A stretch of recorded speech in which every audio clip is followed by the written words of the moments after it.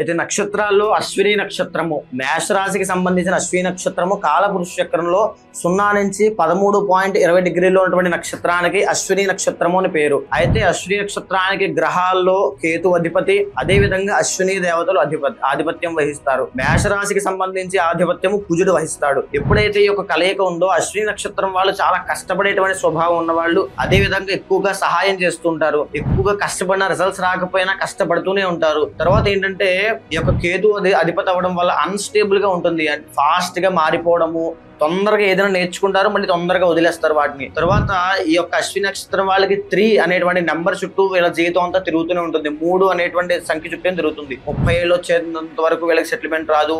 3 సంవత్సరాలకి వాళ్ళకి జీవితంలో చిన్న వయసులో 3 సంవత్సరాలకి ఒక గండం ఉంటుంది.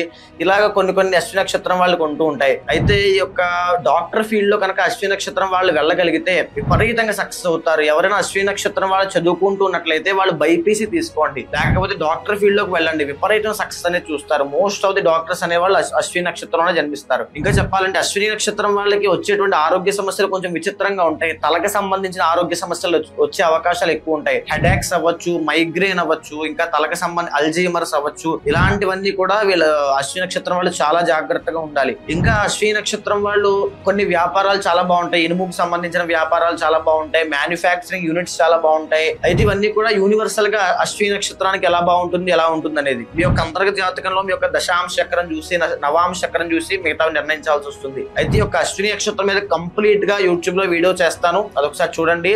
ఇంకా ఏమైనా మీ పర్సనల్ డౌట్స్ ఏమంటే అశ్విని నక్షత్రం వాళ్ళు ఖచ్చితంగా అపాయింట్మెంట్ తీసుకుని కాంటాక్ట్ అవ్వచ్చు.